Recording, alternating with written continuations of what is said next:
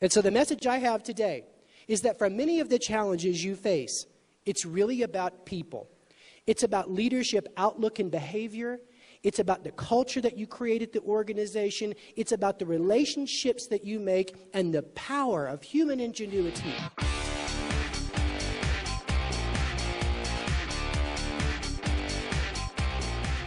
Because a positive mood state worker is more engaged. They bring more of their creativity to work. They have a different chemical flow than a depressed person. They believe in intrapreneurship, not entrepreneurship, and the customer feels the love. And it generates a virtuous cycle. I'll break it down to you at the chemical level. I mentioned this before. When you go to work and the sky is falling and all you hear is gloom and doom and you're getting beat up at work and you believe there's not enough to go around, you put that out there and you get it back and you get into this doom loop personally. Your body produces cortisol, the stress hormone. Cortisol's got a lot of bad health impacts, but it's got terrible brain impacts. Now, you've probably heard your whole life that we can leverage 10% of our brain's capacity. You've heard that, right? It's an average. It's chemically driven. When your body produces high levels of cortisol, your brain leverage capacity drops. It drops to 2 or 3%. Only in a Disney movie are desperate people actually good at what they're doing and win, okay? In the real world, when a person is depressed, they are less creative, more prone to make basic quality errors. I used to work for Ed Deming. He explained to me that sometimes it's not about fixing the production process, it's about fixing the people management process if we want to get people to come to work and try and not get injured on the job and to be high quality in their output. Now let me flip this around. Have you ever been stuck trying to solve a problem and you take a shower? And in the middle of the shower, it just comes to you like eureka. And the idea comes to you and it's unlocked, it's released from your subconscious. You ever had that experience? DHEA is the explanation for it. If you Google HeartMath Institute, they've done research on this idea. That when you're inspired, or when you put yourself in the right frame, in this case it was rhythm, warm water, and time, and tranquility. Runner's high is the same thing. Your body produces DHEA, an enzyme, and DHEA increases your brain leverage capacity from 10 to up to 30%. So when you're at work and you've gone through a training and development program that makes you feel more confident about your job, it raises your DHEA. When you're recognized or appreciated at work by your boss, it raises your DHEA. When you fill your mind with gratitude that your job is a get to and not a have to, it raises your DHEA. You show me a strong, inspired culture in battle in the market against a depressed culture, and I'll show you a company that's 10 times smarter than their competitors. It's chemical warfare out there. In 1997, Tim Sanders was a crucial member of Mark Cuban's Broadcast.com, which went on to have the most successful opening day in IPO history. After Yahoo acquired the company, Sanders was tapped to lead the Value Lab, an in-house think tank that studied human behavior and relationships. His first book, Love is the Killer App, How to Win Business and Influence Friends, was a New York Times and global bestseller, featured in major media around the world. In 2002, he became Yahoo's Chief Solutions Officer, and in 2004, named its leadership coach. Today, he's the CEO of NetMinds, a next-generation publishing startup that's poised to revolutionize how media is produced and marketed. His latest book, Today We Are Rich, Harnessing the Power of Total Confidence, is an 800 CEO read and Inc. magazine bestseller. Its message that we need to bolster our business confidence is right for the times. I know every single one of you, both in the room and watching this, every single one of you have had a struggle over the last 3 years because there's real scarcity in the world. But here's my fear. If we don't get back on track and start moving things forward and going back to what worked back in 2005 and 2006, we will all experience what I call personal recessions. Personal recessions is when a year goes by and you haven't grown as a person. You haven't grown emotionally, you haven't grown technically, you haven't grown in any way that you can measure. You define yourself as just getting by, just hanging in there, making it till the next year, can't wait for the economy to turn around. This is not the way to live. Let me give you an alternative mind diet that I've been on for several years, and I know a lot of other high-performance people that are doing this. Don't go online first thing. Delay gratification. You own technology. It does not own you. Take back your morning.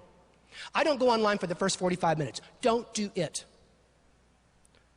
Did you know that instead, I'm going to give you an exercise later, if you did a gratitude exercise first to really focus yourself on your support system, and then spent about 30 to 40 minutes reading out of a book, which, by the way, we read books at 1/6 the speed as we look at stuff online. You don't read stuff online. You drink out of a fire hose online in scanning mode like some robot. No. If you take information in slow in the beginning, and you're reading confidence-building books, readers or leaders, books that either tell you where the future's going or how to be better at your job, if you do that instead for the first 30 minutes, you will fill that little mind up of yours, because it's littler than you think, with confidence-building material. Michael Pollan wrote a great book called In Defense of Food.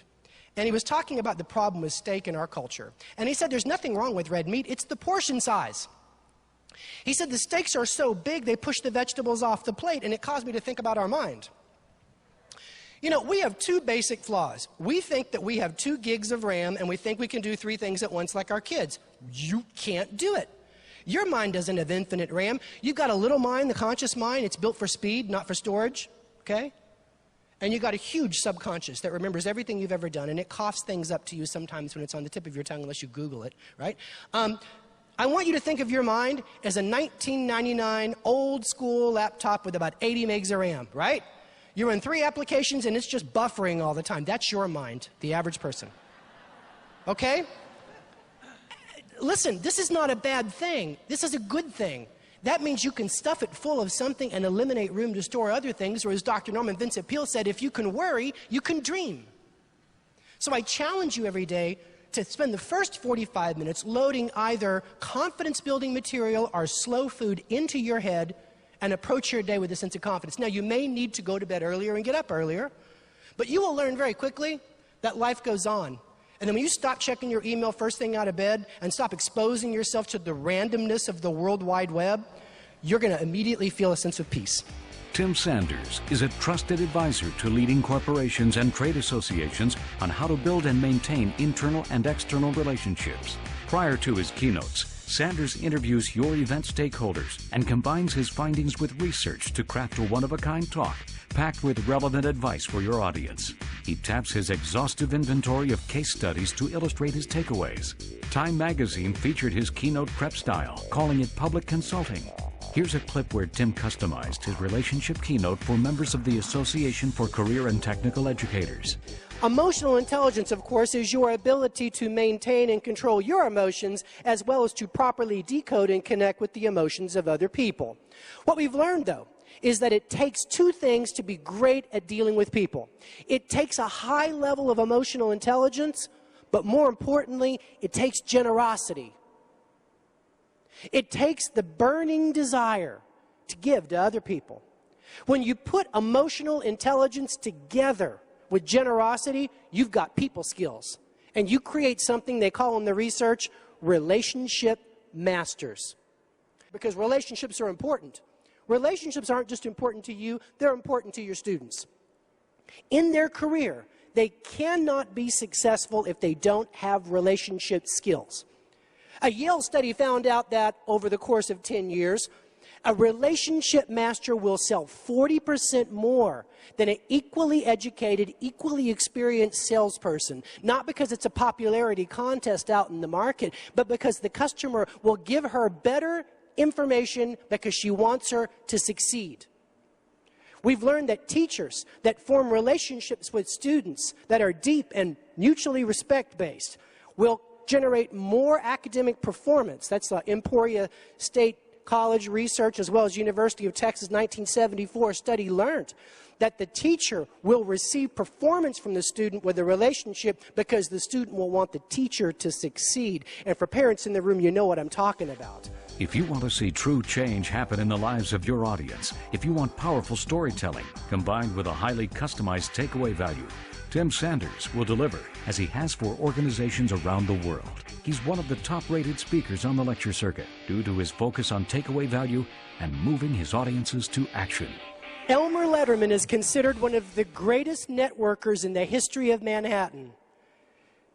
In the mid-1920s, he opened up a very small insurance boutique. He and his partner sold life insurance. 1928 was a tough year for Elmer, you can well imagine. He had an idea, though, for building his business. He couldn't afford trolley car advertising, which was popular at the time, or even direct mail marketing. What he did instead was he took a novel approach to networking.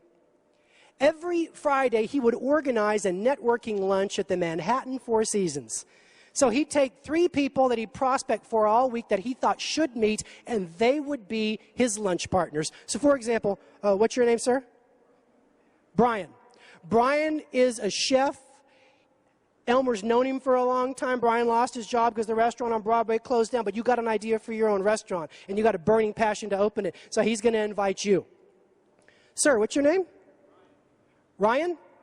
Brian. Another Brian. You guys are going to get along. Brian is an honest banker that is still willing to loan money for startup ventures. You're important because you're the money piece of the puzzle.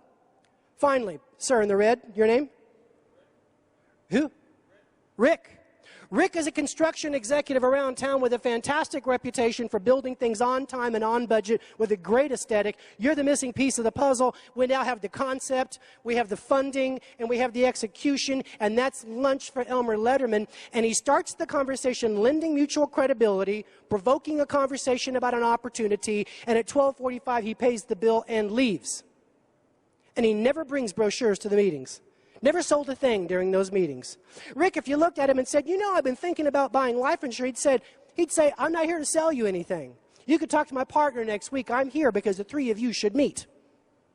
He could come up to the opening of your restaurant 2 years later with a liner on the block, and he wouldn't expect a free meal. He'd stand in the back of the line, and when he'd see you, he'd shrug his shoulders and wonder how you did it. You see, Mr. Marcus read a story about him in a New York magazine and got on a train for 3 days to go interview Elmer Letterman, the greatest networker in history. And when Mr. Marcus shared this story with me, he said, son, do you know why Elmer Letterman was so successful? He says, do the math. The math of giving. You take 3 people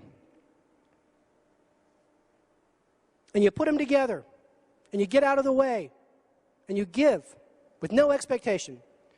And you do this 50 times a year. And you do this for 10 years in a row in one city. And what do you have? You have a community that supports you, that will not do business with anybody but Elmer Letterman. And in 2001, he looked at me and said, son, goodwill is the original viral marketing.